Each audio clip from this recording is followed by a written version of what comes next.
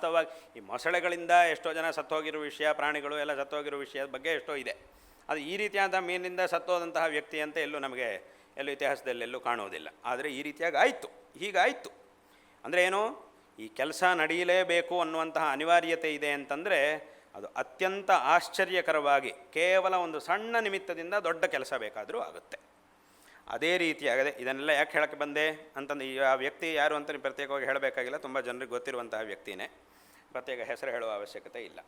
ಹೀಗಿರಬೇಕಾದ್ರೆ ಅಂದರೆ ಇದನ್ನೆಲ್ಲ ಯಾಕೆ ಹೇಳೋಕ್ಕೆ ಬಂದೆ ಅಂತಂದರೆ ಅದು ಈ ಜಗತ್ತಿನಲ್ಲಿ ಇರತಕ್ಕಂತಹ ಒಂದು ವಿಷಯ.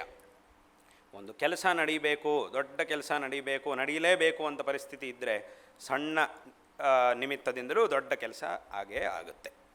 ಅದೇ ರೀತಿಯಾಗಿ ಇಲ್ಲಿ ಸೀತಾ ಪರಿತ್ಯಾಗ ಆಗಲೇಬೇಕು ಅನ್ನುವಂತಹ ಒಂದು ಅನಿವಾರ್ಯತೆ ಇತ್ತು. ಆದ್ದರಿಂದ ಯಾವನೋ ಒಬ್ಬನ ಬಾಯಲ್ಲಿ ಇಂತಹ ಮಾತು ಬಂತು, ಆ ಒಂದು ಮಾತಿನಿಂದ ಈ ಒಂದು ಪರಿತ್ಯಾಗದ ಕಾರ್ಯವೂ ಆಯಿತು.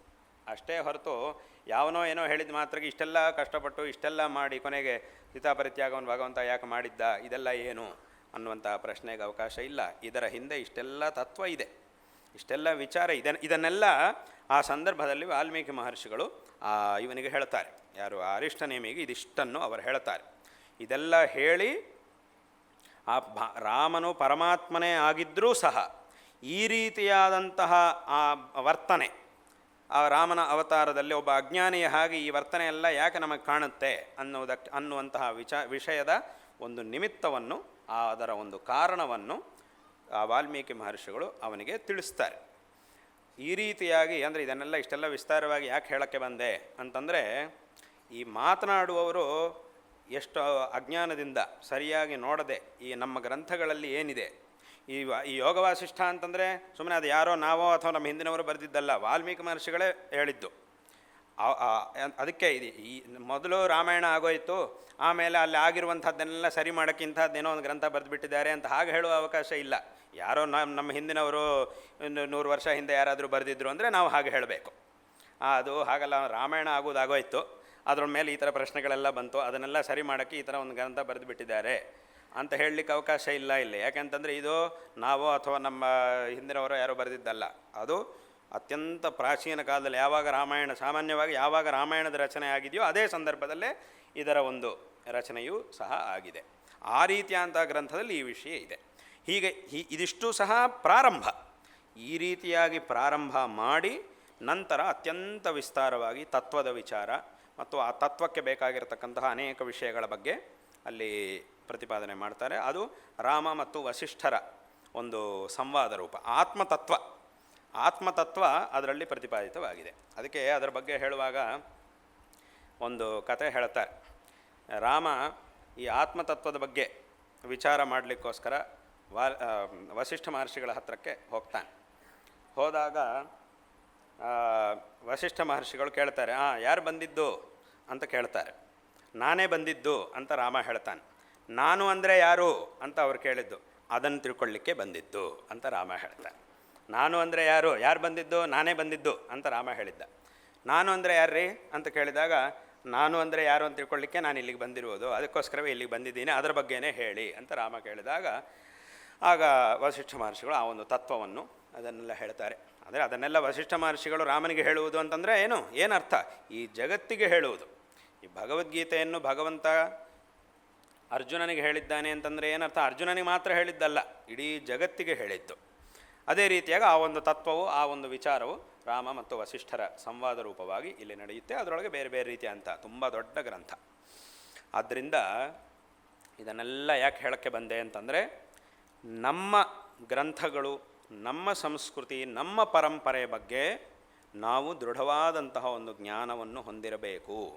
ಅದು ಇಲ್ಲ ಅಂತಂದರೆ ಸುಮ್ಮನೆ ಯಾರ್ಯಾರೋ ನಮಗೆ ದೃಢವಾದಂತಹ ತಿಳುವಳಿಕೆ ಇಲ್ಲ ಅಂತಂದರೆ ಆಗ ಯಾರು ಏನು ಬೇಕಾದರೂ ಮಾತಾಡ್ಬೋದು.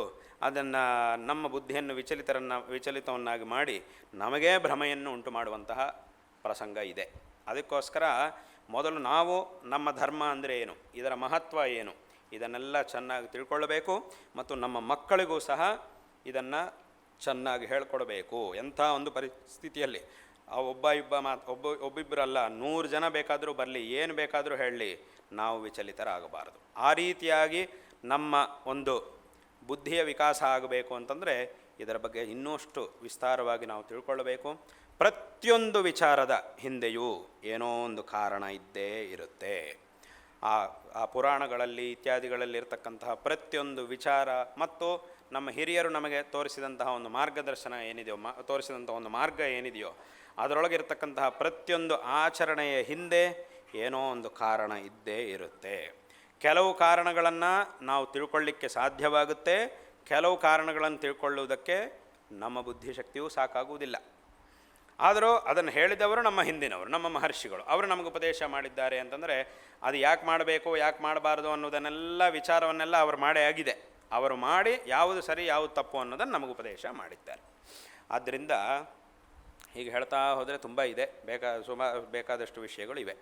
ಆದ್ದರಿಂದ ಇದನ್ನು ನಾವು ಸರಿಯಾಗಿ ತಿಳಿದುಕೊಂಡು ಈ ಒಂದು ಆಚರಣೆಗಳ ಒಂದು ಮಹತ್ವವನ್ನು ಸರಿಯಾಗಿ ತಿಳ್ಕೊಂಡು ನಮ್ಮ ಜೀವನದಲ್ಲಿ ಭಗವಂತ ಹೇಳಿದ ಹಾಗೆ ನಮ್ಮ ಆತ್ಮೋದ್ಧಾರಕ್ಕೆ ಬೇಕಾಗಿರತಕ್ಕಂತಹ ಕೆಲಸಗಳನ್ನು ನಾವು ಮಾಡಬೇಕು.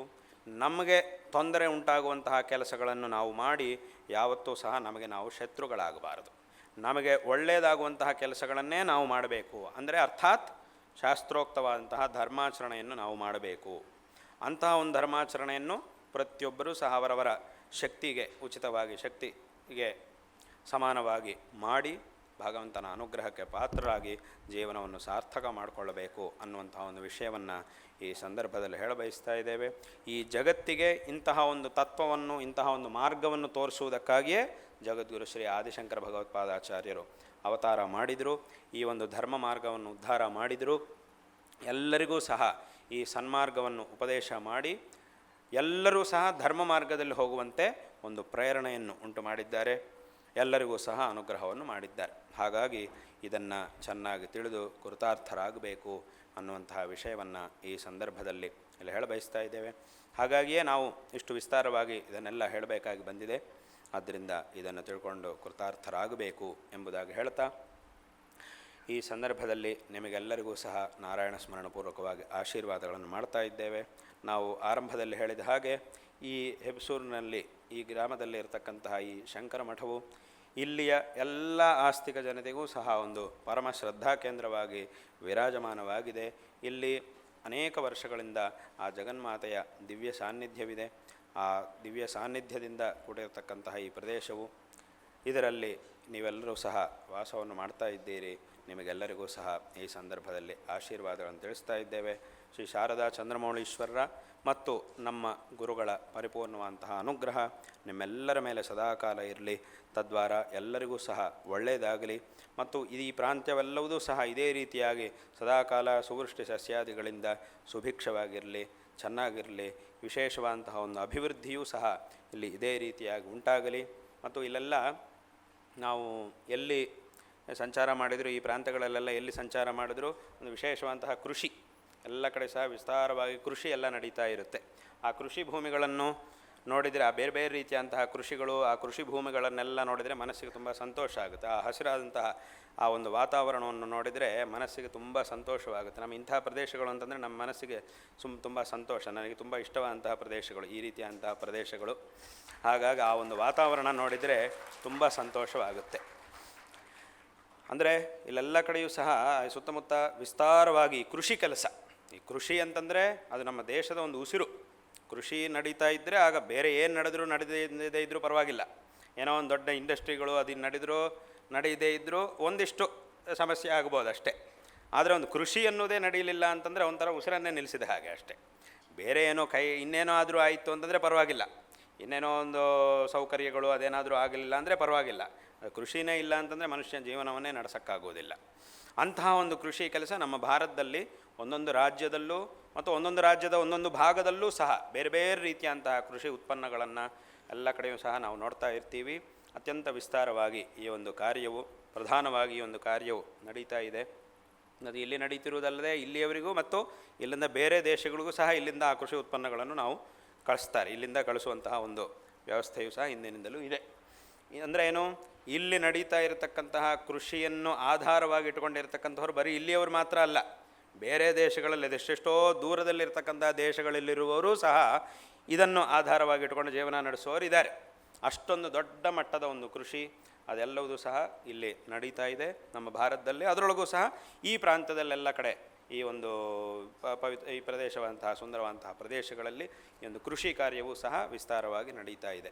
ಹಾಗಾಗಿ ಈ ಒಂದು ಸಂದರ್ಭದಲ್ಲಿ ಈ ಪ್ರಾಂತ್ಯವೆಲ್ಲವೂ ಸಹ ಸುಭಿಕ್ಷವಾಗಿರಲಿ, ಸುವೃಷ್ಟಿಗಳಿಂದ ಸುಭಿಕ್ಷವಾಗಿರಲಿ, ಈ ಒಂದು ಕಾರ್ಯವನ್ನು ಮಾಡ್ತಾ ಕೃಷಿಕರು ಎಲ್ಲರೂ ಸಹ ಚೆನ್ನಾಗಿರಬೇಕು, ಎಲ್ಲರಿಗೂ ಸಹ ಒಳ್ಳೆಯದಾಗಬೇಕು, ಯಾವತ್ತೂ ಸಹ ತೊಂದರೆ ಆಗದೆ ಎಲ್ಲ ರೀತಿಯಲ್ಲೂ ಒಳ್ಳೆಯದಾಗಲಿ.